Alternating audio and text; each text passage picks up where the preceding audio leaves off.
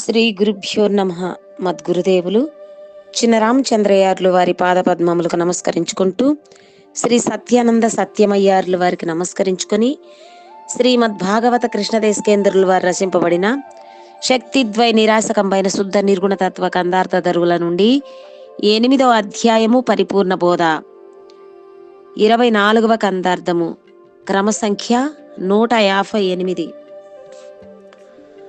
కల నెడబాసిన మనుజులు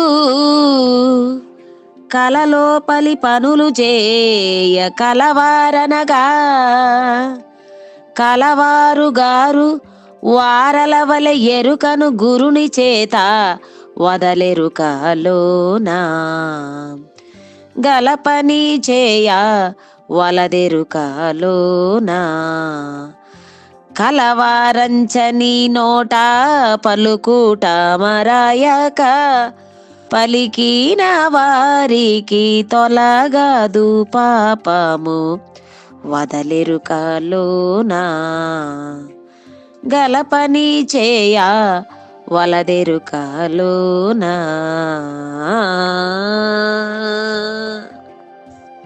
శ్రీ గురుభ్యో నమః. ఆత్మానాత్మరకితం అచల పూర్ణోపదేశికం శ్రీ నిశ్చలానంద నారాయణ గురోర్శిష్యం శ్రీశైల వంశాంబుధిరేవ జాతం శ్రీ పరమానంద శంకరేంద్రం గురుం భజామి. మద్గురుదేవులు శ్రీ శ్రీ పరమానంద శంకర నారాయణ స్వామి వారి పాదపద్మములకు నమస్కరించుకుంటూ, శ్రీమద్ భాగవత కృష్ణదేశికేంద్ర ప్రభువులచే విరచితంబైన శక్తిద్వయ నిరాశకంబైన శుద్ధ నిర్గుణ తత్వ కందార్థ దరువులు 8వ అధ్యాయము పరిపూర్ణ బోధ నుండి ఈరోజు మనము 24వ కందార్థాన్ని విచారించు. అంటే క్రమ సంఖ్య 158. క్రిందటి కందార్థంలో నేననని బ్రహ్మము అనగా పరిపూర్ణమనియు, ఎప్పుడైతే అక్కడ నేననని బ్రహ్మ అనేటువంటి మాట పద ప్రయోగమును అక్కడ ఉపయోగించారో దాన్ని బట్టి నేననే బ్రహ్మం ఒకటి ఉన్నదని తెలియబడుతుంది. కనుక నేననే బ్రహ్మము ఎరుక అనియు, ఆ పరిపూర్ణ బ్రహ్మం యొక్క ప్రతిబింబమే ఎరుక, ఆ బింబం యొక్క పేరే ప్రతిబింబమునకు కూడా ఉపకారించుదురు అనియు, ఈ బింబము బ్రహ్మము కనుక ప్రతిబింబమునకు కూడా బ్రహ్మమని పేరు. మరి బింబము పరిపూర్ణము ఉపాధి రహితమైనది కనుక నేను అనని బ్రహ్మము, మరి ప్రతిబింబము అవిద్యోపాధి కలిగినది కనుక ఇది నేను నేను అనే బ్రహ్మము కనుక ఇది కారణ కార్యత్వములతో కూడినది. ఇది ఎన్నటికీ బ్రహ్మము కానేరదు. పరిపూర్ణము మాత్రమే శాశ్వతమైన బ్రహ్మం ఒక్కటే, అది తప్ప రెండవది లేదు అంటూ మనము క్రిందటి కందార్థములో విచారించుకున్నాము. ఇక తదుపరి కందార్థము పరిపూర్ణ బోధలో క్రమ సంఖ్య 158, అశరీర పద్ధతి.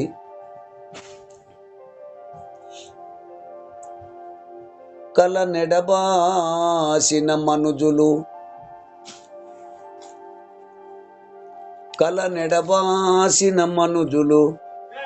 కలలోపలి పనులు చేయ కలవారన,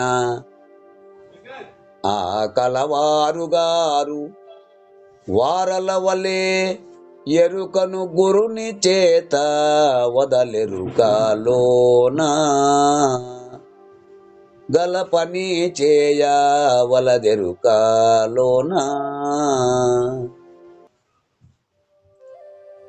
కలవారంచని నోట పలుకూట మరయాక పలికిన వారికి తొలగాదు పాపము వదలెరుకలోనా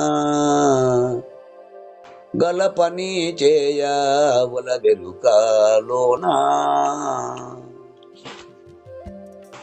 శిష్య, గురుదేవ, కల నెడబాసిన మనుజులు అనగా కళ అంటే స్వప్నము, ఇంకొకటి కాదు. ఆ స్వప్నమునందు తాను పొందిన మానసిక భావము, ఆ స్వప్నమునందు తాను పొందినటువంటి యొక్క మానసిక భావము నుండి మెలకువ ద్వారా విడిచిపెట్టబడిన మనస్సు గలవారు ఎవరు? ఎరుకను విడిచిన వారు. ఆ కలలోపలి పనులు చేయ అంతకు పూర్వము తాను స్వప్నావస్థ యందు తన మనస్సులో చేయబడిన పుణ్య పాపరూపమైన క్రియలు కలవారనన ఆ కలలోపలి వారిగా వారిని ఎంచవచ్చునా? భావించవచ్చునా? భావించకూడదా నాయన? భావించరాదు. ఆ కలను ఎడబాసిన మనుజులు అంటే ఎరుకను విడచిన వారు, అంటే గురుమూర్తి ద్వారా నేననని బ్రహ్మమేదో, నేను నేను అనేటువంటి బ్రహ్మమేదో, అంటే ఈ రెండింటిని వస్తునిచ్చే జ్ఞానం ద్వారా విచారించినటువంటి వారు.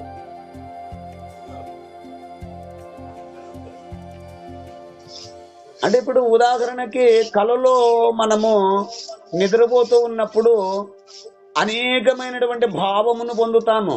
నేను రాజునైనట్టు, ఏనుగుల మీద పోతున్నట్టు, గుర్రాలు, సేనలు, సేనాధిపతులు, అదంతా మానసికములో తాను పొందిన అనుభవం. అది అబద్ధమా అంటే నిజమే. ఎక్కడ? కలలో నిజమే. ఆ భావమునంతా కూడా ఆనందిస్తున్నాను. ఎక్కడ? మనస్సునందు, మానసిక ఆ మనస్సునందు ఆ భావమును. ఇక ఆ మానసిక భావము నుండి మెలకువ అంటే ఆ కళ నుండి వెంబడే హఠాత్తుగా మెలకువ ద్వారా మేలుకొనిన తర్వాత మళ్ళీ అక్కడ మేలుకున్న తర్వాత అది సత్యము కాదని తెలిసింది. దాన్ని ఇంకా విడిచిపెట్టాడు. విడిచిపెట్టిన తర్వాత మళ్ళీ నేను కళ ఇలాగన్నాని, నిజమా నేను రాజున, సేనలు సేనాధిపతులు ఉన్నారు, ఇదంతా మళ్ళీ మనసున తలంచున, ఇది అబద్ధమని తెలిసింది. మెలకువ పొందిన తర్వాత అబద్ధమని తెలిసిన తర్వాత మళ్ళీ ఇది నిజమని తలంచునా? తలంచరు. ఎరకను విడిచిన వారు గనక తలంచరు.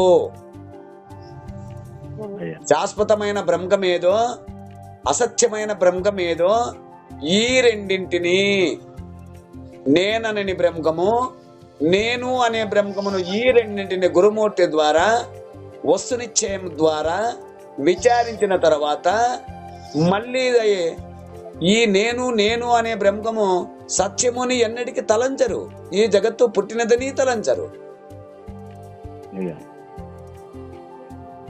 కలలోపలి పనులు చేయ అంతకు పూర్వము నీవు గురువు దగ్గరికి రాకమునుకు నీవు ఎట్లున్నావు అంటే, నేను సత్యము, నా భార్య, పిల్లలు, జగత్తు అంత సత్యమనే భ్రాంతిలో ఉన్నావు. ఎప్పుడు? గురువు దగ్గరికి రాకమునుపు నీవు చేయు వ్యవహారములు ఇదంతయు కూడా సత్యము అనే నీవు రూపంలో ఉన్నావు. గురువు దగ్గరికి వచ్చి మెలకువ పొందిన తర్వాత మళ్ళీ నీవు చేసే పనులు సత్యమని తలంచుదువా? తలంచవు కదా. తాను నిద్రపోతున్నప్పుడు ఎన్నో పనులు చేస్తావు. పుణ్యము చేస్తావు, పాపము చేస్తావు, అనేకమైనటువంటి ఆ క్రియలన్నీ జరుగుతున్నాయి కలలో. నువ్వు చేసిన పుణ్యపాపాలన్నీ కలలో ప్రత్యక్షంగా కనపడుతున్నట్లుగా నిజమే అన్నట్లు తోచింది. మెలకువ పొందిన తర్వాత మళ్ళీ ఇదంతా సత్యమే అని అంటావా? ఎంచవచ్చునా?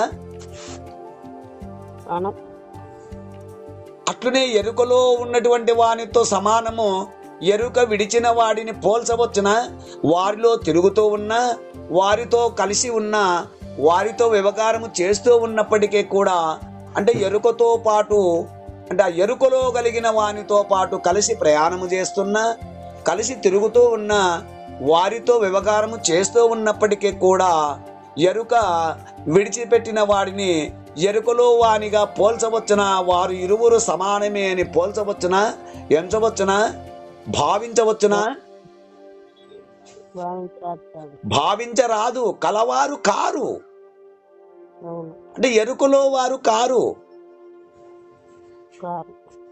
ఆ స్వప్నావస్థ నుండి విడవబడిన వారు కనుక వారు కలవారు కారు. వారిని అలా పోల్చవద్దు, ఎంచవద్దు, భావించరాదు. ఆ ఎరుకలోనే వారితో పాటు అందరితో పాటు పనులు చేస్తూ ఉన్నా, వ్యవహారము చేస్తూ ఉన్నప్పటికీ కూడా వారు ఎరుకలో వారు కారు.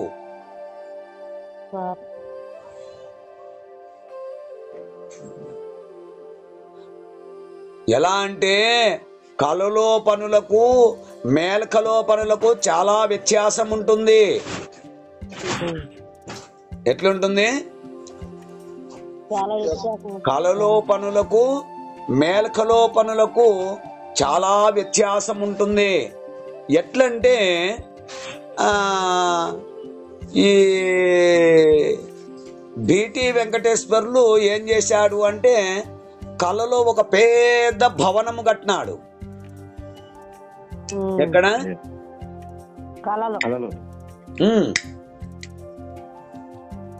ఆ కళ లోపల ఒక పెద్ద అద్దాల భవనమును నిర్మించినట్లు, ఆ అద్దాల మేడలో తాను ఉన్నట్లు, అనేకమైనటువంటివి చేసినట్లు, దాంట్లో అదంతా నిజమని భ్రమిస్తూ ఉన్నాడు. ఎక్కడ? కలలో. సత్యమే కదా?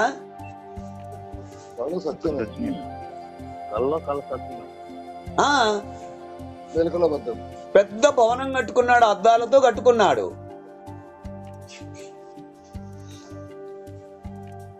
ఈ శాంతానంద ఆ నాయక్ గారు ఏం చేశారు?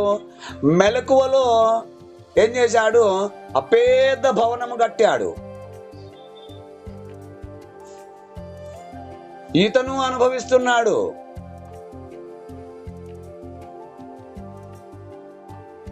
చూడు, ఇరువురు భవనము కట్టారు. ఎవరు కట్టారు? ఒకరు కలలో భవనము కట్టారు, ఒకరు మెలకువలో భవనము కట్టారు. అయితే ఇది ఎట్లా? ఇద్దరికి సత్యమే. అయితే మరి ఆ కలలో భవనమేమో అశాశ్వతము. ఎప్పుడు? లేచి మేలుకొని చూసినప్పుడు. మరి మెలకువలో ఉన్నటువంటి యొక్క బంగళా అంటే భవనము అది మెలకువలోనే కలిగింది కాబట్టి సత్యమని భ్రమిస్తూ ఉన్నాడు. మరి ఇతనికి అంటే ఒకరికి అసత్యమైంది, అంటే ఒకరికి కలలో నుండి కలలో కట్టుకున్నవాడు మేలుకుంటేనేమో అక్కడ భవనము లేదు, కానీ మెలకువలో కట్టినటువంటి వానికి భవనం ఉంది, అక్కడ కనపడుతుంది. చూడు, ఈ రెంటికి చాలా వ్యత్యాసము గలదు.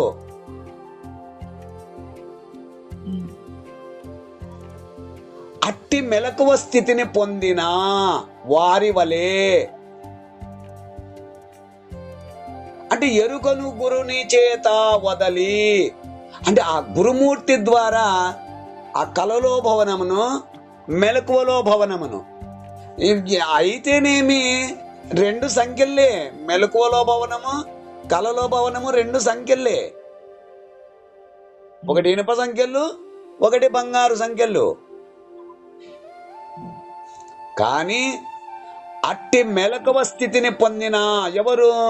కలలో ఎప్పుడైతే భవనము కట్టుకొని ఆనందపడి ఆనందపడి ఆనందపడి మెలుకుంటేనే అయ్యో ఇదంతా కలనా, నేను ఇప్పటిదాకా నిజమనుకున్నానే, చి ఇది అసత్యమే, శాశ్వతము కాదు, కళ అని వదిలిపెట్టేశాడు ఎంబడే. కానీ జాగ్రత్తలో వాడు ఇది సత్యమేను శాశ్వతమేను భ్రమలోనున్నాడు. అంటే ఇక్కడ అర్థం ఏంటి అంటే, అటువంటి ఎరుకని గురువు చేత మెలకువ పొంది వదలి, గురుమూర్తి కరుణచే ఎరుకను వదిలిన వారు పరిపూర్ణము ఉన్నదని, ఎరుక లేనిది అని గురువాక్యము చేత దృఢపరుచుకున్న మీదట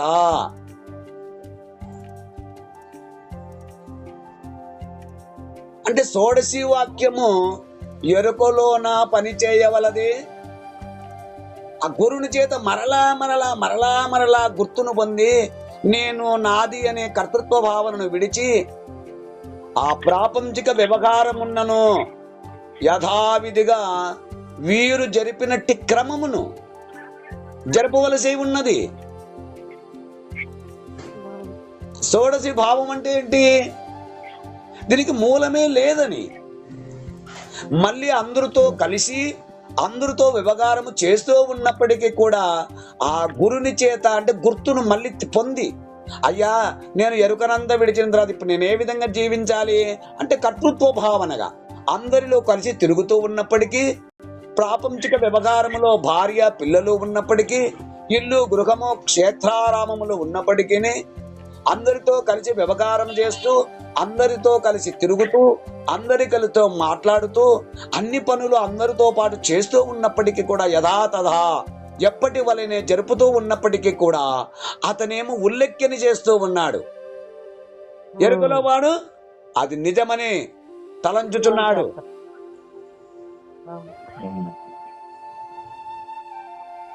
ఆ గురుమూర్తి ద్వారా వస్తునిచ్చేయ ద్వారా జ్ఞానము ద్వారా తెలుసుకున్న తర్వాత మళ్ళీ వ్యవహారము కోసము తిరిగి మళ్ళీ లేని ఎరుకను పొంది,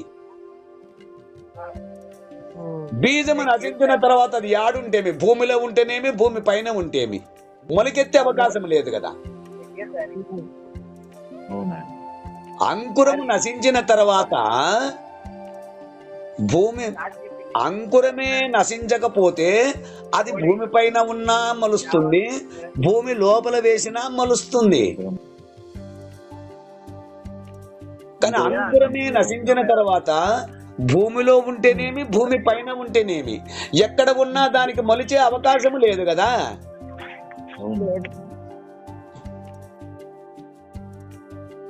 కనుక అందరి వలనే పనులు జరుపుతూ ఉన్నప్పటికీ కూడా జరపవలసి ఉన్నది. ఎరుకలోన కలవారంజని లౌకిక వ్యవహారములు యథావిధిగా పాటించవలసి ఉంది. జరిపినట్టి క్రమమును చూచి వీరు భ్రాంతితో కూడుకునే ఉన్నారు అని నోట పలుకుటామరయాక మళ్ళీ వాళ్ళని ఏరిపెట్టి చూపాల్సిన అవసరం లేదు.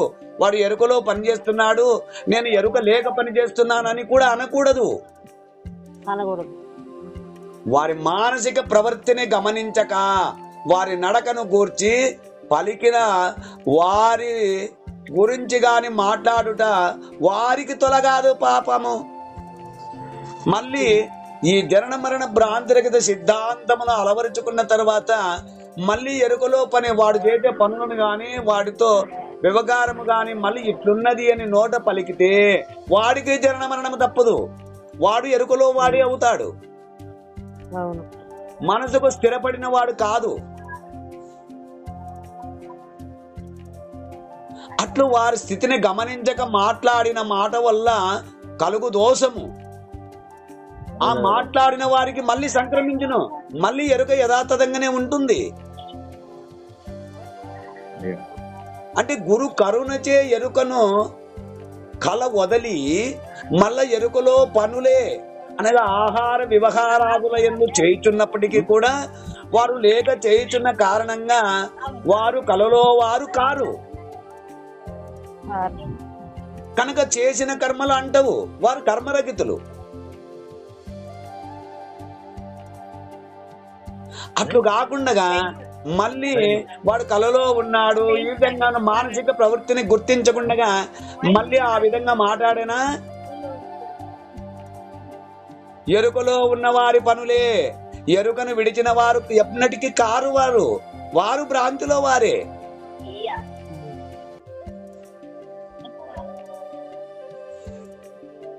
కనుక ఎరుకలో వారు ఎరుకను విడిచిన వారికి ఒకే రకమైన పనులు చేయుచూ ఉన్నప్పటికీ కూడా ఎరుకను విడిచిన వారికి ఎరుకలో గల వారికి చాలా వ్యత్యాసముండును.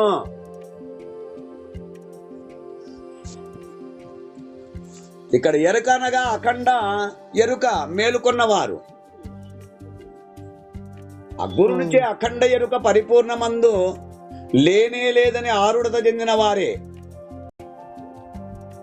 ఆ వెష్టి ఎరుక చేత అఖండ ఎరుకలోని పనులు చేసుకుంటూ ఉండవలదా? చేసుకుంటూ ఉండవలనని భావము. పరిపూర్ణములో దోచిన ఎరుకే కళ, అంటే అఖండ ఎరుకయే కలభ్రాంతి. ఆ ఎరుకకు ఉనికి కలదనుకొనుటయే భ్రాంతి. నిజముగా ఈ భ్రాంతి రహితము కావలెను. అఖండ ఎరుకకు ఉనికియే లేదు గనుక పోవుటయు లేదు, ఉన్నదనే భ్రాంతియే పుట్టినది. ఆ భ్రాంతియే గురుకృప చేతొలగినది.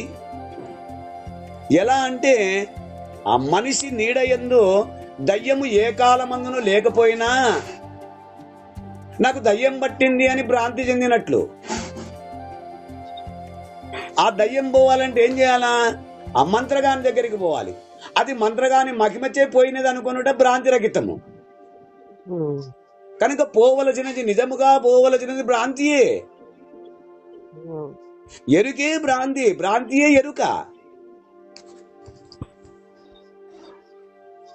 భ్రమయనిన పుట్టుకనిన భ్రమకే నామంబులిట్టి భ్రమ, నే నీవున్ భ్రమే.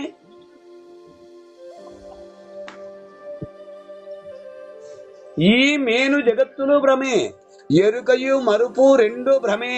భ్రమ వినరా అంటూ సెలవిచ్చారు. కనుక ఎరుక భ్రమ, భ్రమయే ఎరుక, అందులో సందేహమే లేదు. కానీ తొలగవలసినది ఎరుక, సత్యమనే భ్రాంతియే.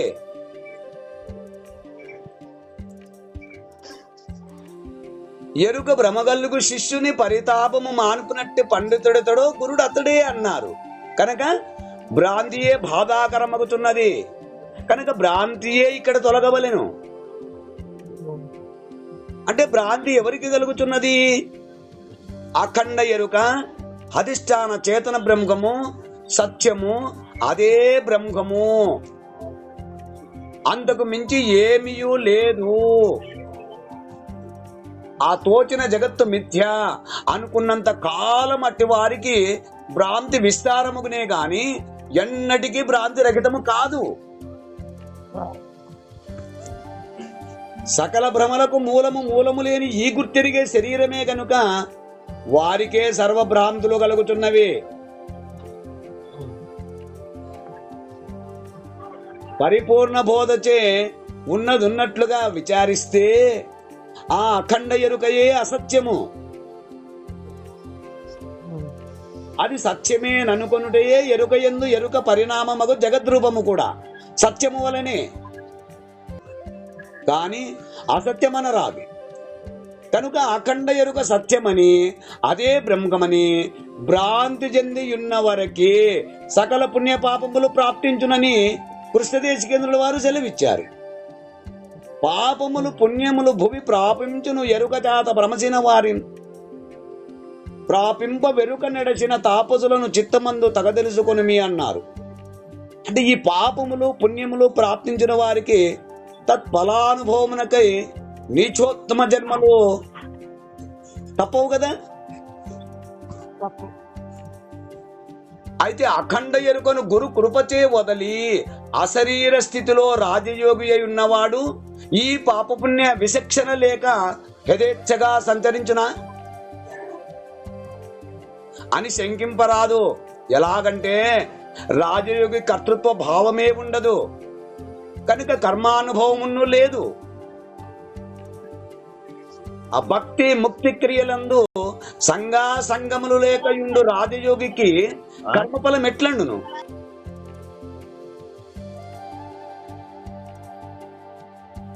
తన నిజ రూపమునకు పరిపూర్ణ పరభాష్యమునందు మూలము గాని స్థానము గాని లేదని ఆరూఢత చెందిన వానికెట్టే ఎట్టి స్వార్థమును ఉండజాలదు.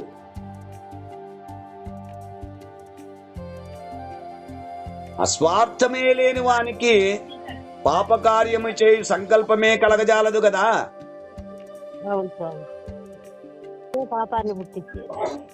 ఆ వ్యష్టి శ్రేయస్సుకై పరగించ లెక్క చేయక స్వార్థమునకై చేయు కర్మఫలమే పాపము.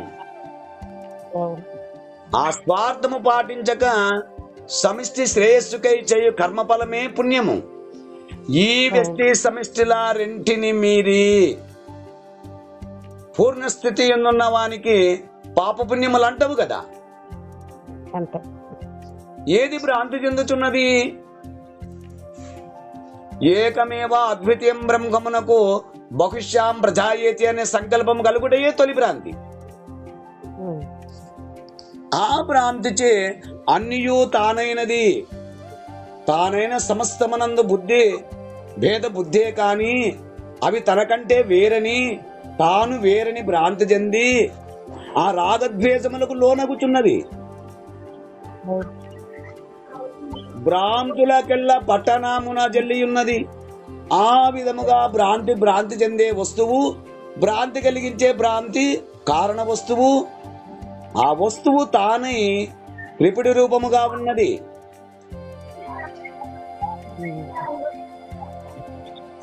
అఖండ జ్ఞాన స్వరూపమయ్యను. ఈ భ్రాంతి చెందనేలా అని యోచిస్తే అది కేవల జ్ఞాన స్వరూపముగా లేదనిన్ని ఆ ఎరుకయే మరుపు రూపమైన అజ్ఞానము చెందుచున్నదని సులువుగా గ్రహింపవచ్చును. ఎలాగనగా అజ్ఞానము వల్ల ఉన్నది ఉన్నట్లుగా కాక అన్య వస్తువుగా గోచరించుట విక్షేపము. తాడే గోచరించకపోవుట ఆవరణ దోషము. తాడు తాడుగా గాక పాముగా గోచరించుట విక్షేపము. కనుక విక్షేపమే భ్రాంతి, ఎరుకయే భ్రాంతి కారణం. అందుకని ఎరుకొక్కటి ఉండేనేని ఎరుకే ఈ విశ్వరూపం ఏర్పడదాల్చును.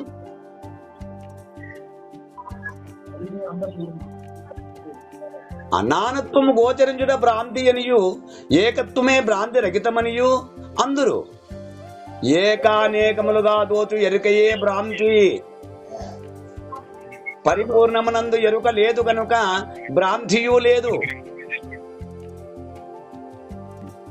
అద్దాల గదిలో ఒక కుక్కను వదిలి తలుపు మూసిన ఎడల ఆ అద్దముల యందు అనేక కుక్కలు ప్రతిఫలించినట్లుగా ఒకే ఎరుక అనేకముగా దోచి భ్రాంతిలో మునిగినట్లు. ఎలాగంటే ప్రతిబింబములన్నీ మిథ్యగాను నిజబింబము అసలు ఒక కుక్క ఒక్కటే నిజముగా ఉన్నది. కనుక బ్రహ్మసత్యం జగత్మిథ్య ఏకం అనేకం భవతి అనేకం ఏకం భవతి అన్నట్లు ఏకం సత్యవస్తువు అయితే అనేకములను సత్యవస్తువులే కావలసి ఉన్నది. కనుక జీవేశ్వర రూపములుగా తోచు అనేకత్వం అంతయు ఏక వస్తువుకు ఎరుకయే, నామరూపములు మాత్రమే భ్రాంతిరహిత మెట్లు కాగలదు. అశరీరం సర్వదా హస్తి శరీరం రహితం సదా అయమేవ సత్యోముక్తిరన్యతా భ్రమ కారణం.